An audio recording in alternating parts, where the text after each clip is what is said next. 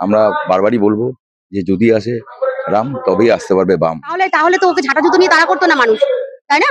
যদি উনি উন্নয়ন করতো তাহলে ওনাকে ঝাঁটা জুতো দিয়ে এইভাবে তাড়া করতো। না, এবার থাকবে না, এবার যা থাকবে না। আরে এটা তো এটা শেষ হয় না, যে একটা শেষ সময় একটা বাঁশি দেয়, খেলা শেষ হলে একটা বাঁশি দেয়। উনি ভাবছে যে এইভাবে দিনের পর দিন এইভাবে হুঙ্কার দিয়ে আর কি যদি বাজিমাত করা যায়, কিছু তো অন্তত পার্সেন্টেজ ভোট কাটতে পারবে। কিছু লোক ভয় পেয়ে যাবে যে মনে হয় আমি আর বিজেপি, মানুষ তৈরি হয়ে গেছে।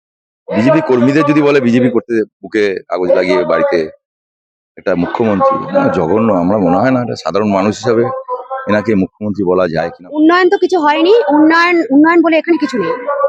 আর উন্নয়ন উনি করেওনি, আর উনি শুধু মুখেই শুধু বড় বড় কথা আমি উন্নয়ন করেছি। যদি উন্নয়নই শুরু হতো তাহলে ওনাকে এইভাবে দৌড়ে দৌড়ে যেতে হতো না। আমার কথা হচ্ছে একটাই, আমি নিরপেক্ষ কথা বলতে চাই। সেটা হচ্ছে যে শিক্ষা এবং কর্ম আর শিল্প এইগুলো আমাদের দরকার, ঠিক আছে? আর উনি যেভাবে চলছে সেভাবে তাতে করে সবকিছু কিন্তু শেষ হয়ে যাচ্ছে।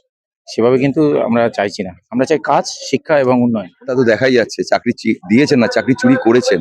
চাকরি চুরি করার প্রথম স্থান অধিকার করেছেন মমতা ব্যানার্জি পশ্চিমবঙ্গে। আমরা তো জানি কতটা কি কাজ করছেন না করছে, সবই তো জানা। বিজেপি 3,000 টাকা দেয় বলছে, 1,500 টাকা তো কিছু হয় না।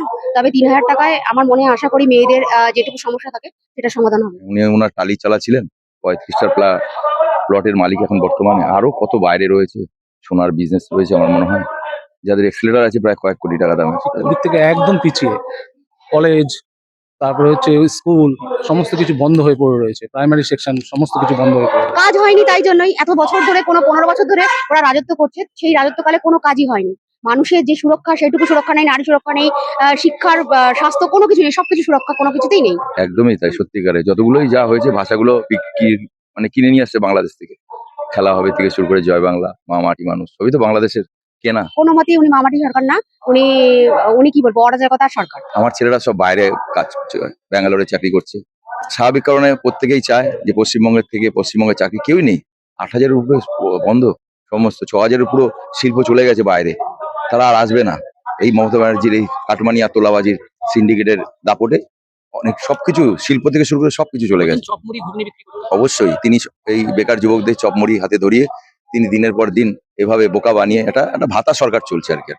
একটা ভাতা দিয়ে যদি সরকারটা দীর্ঘদিন চালিয়ে নেওয়া যায়, আবার 5 বছরের জন্য তিনি যেটুকু আছে সেই রক্তরস টেনে নেবে আবার 5 বছরের জন্য। হ্যাঁ, এটা বলেছে বিজেপি সরকার, আমরা যদি ক্ষমতায় আসি তাহলে মেয়েদের যে গভর্নমেন্টের যে বাস হবে, যে ট্রেন যেগুলো আছে সেগুলো ভাড়া দিতে হবে। থেকেই বলবো যে বিজেপি যে শাসিত যে রাজ্যগুলো আছে সেই রাজ্যগুলোতে এখন বর্তমান পরিস্থিতি কি আছে সেগুলো আগে দেখা উচিত, যে তারা কি করছে সেটা দেখুন। বিজেপি ভাওতা দেয় না, ভাওতা ছাড়া বিজেপি যে রাজ্যগুলো, উড়িষ্যা গিয়ে দেখুন কি পরিস্থিতি। তারা উড়িষ্যা একটা সময় উড়িষ্যায় পশ্চিমবঙ্গের মানুষ এসে কাজ করতো, এখন সেটা পশ্চিমবঙ্গের মানুষ উড়িষ্যা গিয়ে কাজ করছে। অবশ্যই খুব ভালো করেছে এই সপ্তম কমিশনের যে এটা আর শূন্যপদ, এটা তো দারুণ করেছে। অন্নপূর্ণা ভান্ডার থেকে শুরু করে 5 লক্ষের উপর একটা পরিবারের বছরে একটা বীমা, সেটা কেউ দিতে পারবে না। একমাত্র কেন্দ্রীয় সরকারের যে প্রকল্প, সেই প্রকল্পটা অবিলম্বে চালু করা হোক, যদি উনি সত্যিকারের মুখ্যমন্ত্রী।